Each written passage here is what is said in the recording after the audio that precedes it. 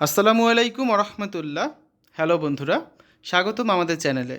আজকের ভিডিওটি আপনার জন্য বিশেষভাবে তৈরি করা হয়েছে যদি আপনি ইঞ্জিনিয়ারিং পড়াশোনা করেন বা ক্যারিয়ার নিয়ে ভাবছেন। আমরা দেখাবো ইঞ্জিনিয়ারিংয়ের সবগুলো শাখা একসাথে একটি সম্পূর্ণ লিস্ট। আপনি পাবেন mechanical, electrical, civil, biomedical, textile এবং আরও অনেক শাখার সকল তথ্য। মেকানিক্যাল ও অটোমেশন ইঞ্জিনিয়ারিং, যার মধ্যে রয়েছে automobile engineering, mechanical engineering, mechatronics engineering, power engineering, robotics বা অটোমেশন ইঞ্জিনিয়ারিং এবং refrigeration and air conditioning. Number 2, electrical ও ইলেকট্রনিক্স।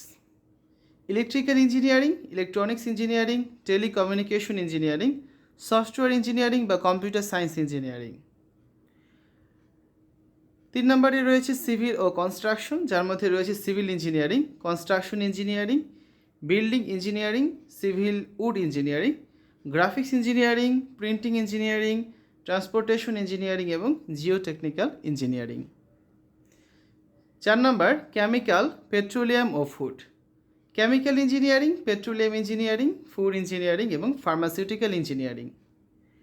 5 নম্বরে রয়েছে টেক্সটাইল ও ম্যাটেরিয়াল, যার মধ্যে রয়েছে textile engineering, glass engineering, ceramic engineering, material science ও ইঞ্জিনিয়ারিং এবং ফাইবার ও কম্পোজিট ম্যাটেরিয়াল ইঞ্জিনিয়ারিং। 6 নম্বর জেনেটিক ও বায়োমেডিক্যাল ইঞ্জিনিয়ারিং, যার মধ্যে রয়েছে genetic engineering, biomedical engineering, biotechnology engineering এবং মেডিকেল ইঞ্জিনিয়ারিং। 7 নম্বর পরিবেশ ও ন্যানো প্রযুক্তি, এনভায়রনমেন্টাল ইঞ্জিনিয়ারিং, ক্লিন টেক বা sustainable engineering, nanotechnology engineering. 8 নম্বরে রয়েছে মেরিন ও aerospace, marine engineering, ship engineering, aerospace বা অ্যারোস্ট্রোনমিক্যাল ইঞ্জিনিয়ারিং।